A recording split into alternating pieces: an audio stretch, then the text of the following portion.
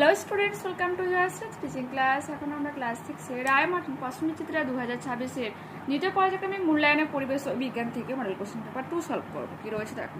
সঠিক উত্তর নির্বাচন করে বাক্য সম্পূর্ণ করো। মাটির গভীরে গরমে ও তাপে গ্রানাইট পরিণত হয়েছে বা পরিবর্তিত হয়ে মিস তৈরি করে। ড্যাশ হলো লব্ধরাশি বেগ, এসআইতে ওজনের একক নিউটন। তরলের চাপ নির্ভর করে তরলের গভীরতার উপর। নবীকরণযোগ্য শক্তি হলো সৌরশক্তি। ভর ভাগ আয়তন ইজিক্যাল টু কত, এখানে কত মিনস বলা উচিত নেই, কি এটা হয়ে যাবে তোমার ঘনত্ব। এসআইতে আয়তনের একক হচ্ছে ঘনমিটার। কোনটিতে ফসিল দেখতে পাওয়া যায়? বেলে পাথর, কারণ বেলে পাথর হচ্ছে তোমার ওই পাললিক শিলা। এরপর কি রয়েছে? সিএনজি তৈরি হয় প্রাকৃতিক গ্যাসকে শোধিত করে। মানব হৃৎপিণ্ডের প্রকোষ্ঠ সংখ্যা 4টি। বল ও সকেট সন্ধি দেখা যায় কোমরে। এরপর হচ্ছে হিমাটাইট আকরিকে ড্যাশ মূল থাকে তোমার লোহা। একটি বাক্যে উত্তর দাও, কোন কোন ধাতুর মিশ্রণে পিতল তৈরি হয়? তামা ও দস্তা। 1 মিটারের 1000 গুণ কত? 1 কিলোমিটার। টারবাইনের কাজ তোমাদের দেখাচ্ছি, দেখো কি লিখবো আমরা। খরস্রোতা নদী স্রোতে টারবাইন বসালে টারবাইনের চাকা খুব জোরে ঘুরতে থাকবে, তখন টারবাইনের গতিশক্তি অর্থাৎ যান্ত্রিক শক্তি থেকে বিদ্যুৎ শক্তি উৎপন্ন করা যাবে। পরবর্তী প্রশ্ন কি হচ্ছে? ম্যাগমা কি? টেক্সট বুকে রয়েছে 55 পেজ। মাটির যত গভীরে যাওয়া যায় চাপ এবং উষ্ণতা ততই বাড়ে। পৃথিবীর গভীরে চাপ আর উষ্ণতা এতই বেশি যে সেখানে পাথর থাকে তরল অবস্থায়, একে বলে ম্যাগমা। ঠিক আছে, দেখে নাও। পরবর্তী প্রশ্ন, একটি চৌম্বক পদার্থের নাম কি? এটা হচ্ছে লোহা। হৃৎপিণ্ডের পেশিকে কি বলে? হৃৎপেশি। কোন যন্ত্রের সাহায্যে বায়ুচাপ মাপা হয়? ব্যারোমিটার। পাস্কাল কোন ভৌত রাশির একক চাপ? বুক ও পেটের মাঝে কোন পর্দা থাকে? এটা হচ্ছে মধ্যচ্ছদা। ওকে। তামার প্রধান আকরিকের নাম হচ্ছে কপার গ্লান্স। রংঝাল কাকে বলে? এটা 59 পেজে তোমাদের দেখাচ্ছি। রংঝাল দেখো, কোনো ধাতুর সঙ্গে অনুধাতু বা অধাতু বিশেষ মাত্রায় মিশিয়ে গুলিয়ে নেওয়া হয়। তরল মিশ্রণ ঠান্ডা হলে সংকর ধাতু পাওয়া যায়।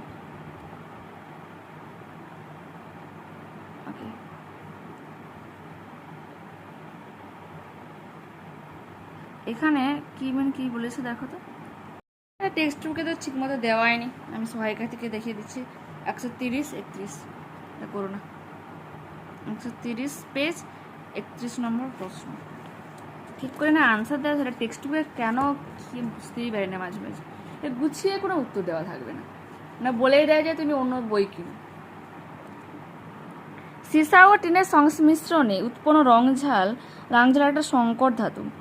রাংঝালের গলনাঙ্ক সীসা ও টিনের থেকে কম বলে এটি ধাতব জিনিস জোড়া দেওয়ার কাজে ব্যবহৃত হয়। বুঝতে পারলে কি জিনিসটা? এবার আমাকে বলো, টেক্সট বুকে কি সীসা টিনের একবারও বলেছে? দেখো, একবারও কি সীসা টিনের কথা বলেছে? এই হচ্ছে টেক্সট বুকের অবস্থা।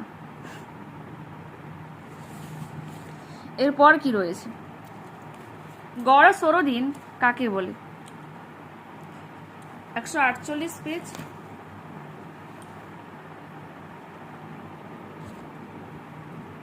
সারা বছরের সৌরদিন যোগ করে যোগফলকে 365 দিয়ে ভাগ করলে যে ভাগফল পাওয়া যাবে তাকেই বলা হয় গড় সৌরদিন। এর মান মোটামুটি 24 ঘন্টা।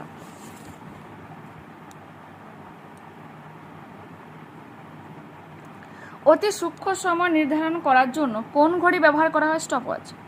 দুটি কাগজের মাঝে ফুঁ দিলে কিভাবে বার্নৌলির নীতি কার্যকরী হয় তা লেখো। তোমার 215 পেজে রয়েছে।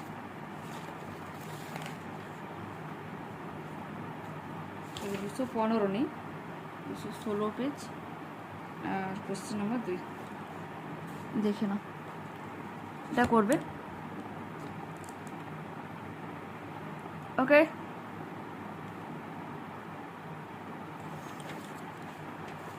পরবর্তী প্রশ্ন, না কি বলো তো, আমি নিজেই এবার বুঝতে পারছি ফোনটা অনেক পুরনো হয়ে গেছে, আর এই মুহূর্তে আমার কাছে এতটাও মানি নেই যে আমি ফোনের পিছনে পুরো যেটুকু ইনকাম সেটুকুকে ইনভেস্ট করবো। ঠিক আছে, আমি বুঝতে পারছি ক্যামেরাতে ভীষণ প্রবলেম হচ্ছে মাঝে মাঝে। এমনি এখন কোনো টাচই করছি না, ক্যামেরার সঙ্গে আমি ফোনের সঙ্গে কোনো টাচই নেই, অথচ হেজি হয়ে যাচ্ছে। তা আমাকে কয়েকটা মাস টাইম দিতে হবে। ওকে, জল ও খাবারে মিশে থাকা জীবাণু দিয়ে ধ্বংস করার জন্য আমাদের শরীরে কি কি ব্যবস্থা রয়েছে? লালায় রয়েছে লাইসোজোম, আর পাকস্থলীতে কি রয়েছে? Hydrochloric acid. জলের সমচ্ছশীলতা ধর্মর একটা প্রমাণ তোমার 213 পেজে রয়েছে। 13 পেজ নাম্বার ভুল করেছে, তো উত্তরটাও প্রবলেম হলো দেখাতে, টাইম লাগলো। আর তোমরা হয়তো বুঝতে পারো না, আমি কাট করে দিলাম, দেখো করে নেবে এটা। পরবর্তী প্রশ্ন কি রয়েছে? কোনো বস্তু দৈর্ঘ্য 5 মিটার, প্রস্থ 3 মিটার, উচ্চতা 2 মিটার হলে আয়তন ও ক্ষেত্রফল কত? আমরা কি জানি আয়তন সমান দৈর্ঘ্য গুণিত প্রস্থ গুণিত উচ্চতা। তো সেক্ষেত্রে দৈর্ঘ্য 5, প্রস্থ 3 আর উচ্চতা 2 আর কি, 5 3 15, 15 দিনে 30, 30 ঘন মিটার হয়ে যাবে। আর আমরা ক্ষেত্রফল কি জানি? ক্ষেত্রফল সমান দৈর্ঘ্য গুণিত প্রস্থ, তো 5 গুণিত 3 সমান তোমার 5 3 15 বর্গ মিটার। বলে দিলাম, লিখে নিও, হ্যান্ডরাইটিং তো অবস্থা বুঝতেই পারছো। এরপর কি রয়েছে? রক্তের উপাদানগুলি কি কি? টেক্সট বুকে তোমার 112, 111, 112 পেজে পেয়ে যাবে, তো প্লিজ একটু ওপেন করে নিও। দেখো, একটা হচ্ছে তোমার জলীয় অংশ থাকে, আর পরবর্তী পেজেও দেখিয়ে দিই কি কি রয়েছে। থাকে তোমার মানে লোহিত রক্তকণিকা, তারপর থাকে তোমার শ্বেত রক্তকণিকা, অনুচক্রিকা, থাকে কি নুন, এগুলো লিখবে। এরপর কি রয়েছে? দ্বিপত্র কপাটিকা কোথায় থাকে? বাম অলিন্দের নিচে থাকে। শক্তি কয় প্রকার ও কি কি? শক্তি হচ্ছে অনেক প্রকার, ঠিক আছে। তো সেক্ষেত্রে তোমাদের ভাগগুলো আমি দেখিয়ে দিই। হচ্ছে তোমার 87 পেজে, তাই তো। শক্তি অনেক প্রকার: যান্ত্রিক শক্তি, তাপ শক্তি, শব্দ শক্তি, আলোক শক্তি, তড়িৎ শক্তি, চৌম্বক শক্তি, রাসায়নিক শক্তি ও পারমাণবিক শক্তি। পরবর্তী প্রশ্ন কি রয়েছে? মাইক্রোফোনে কোন শক্তিতে রূপান্তরিত হয়? তড়িৎ শক্তি শব্দ শক্তিতে রূপান্তরিত হয়। ওকে, এরপর কি রয়েছে? এরপর রয়েছে হিঞ্জ সন্ধি কাকে বলে? এটি দেহের কোথায় দেখতে পাওয়া যায়? তো সহায়িকাতে তোমার 235 পেজে রয়েছে, এটা তোমাদের দেখাচ্ছি।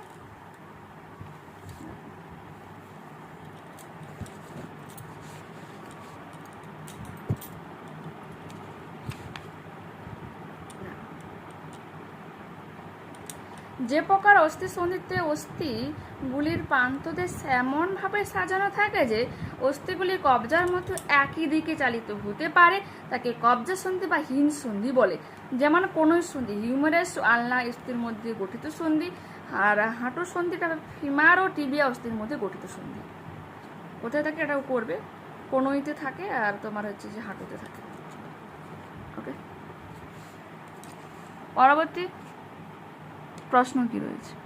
আর একটা জিনিস আমি খেয়াল করলাম, দেখো তুমি কালারিং, ধরো কোনো লেখা রয়েছে, তুমি ডাবল মানে যদি ফোকাস করো দেখো ক্লিয়ার হচ্ছে, কিন্তু এখানে দেখো মেন এমনি নর্মালি যেখানে ব্ল্যাকে হচ্ছে, আমি যদি ফোকাস করার চেষ্টা করি তাও কিন্তু হচ্ছে না।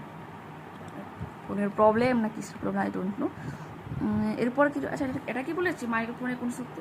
শক্তি শব্দ শক্তিতে। এটা হলো লাস্ট দুটো প্রশ্ন রয়েছে। নিম্নোক্ত ক্ষেত্রগুলিতে কোন শক্তিতে রূপান্তরিত হয়?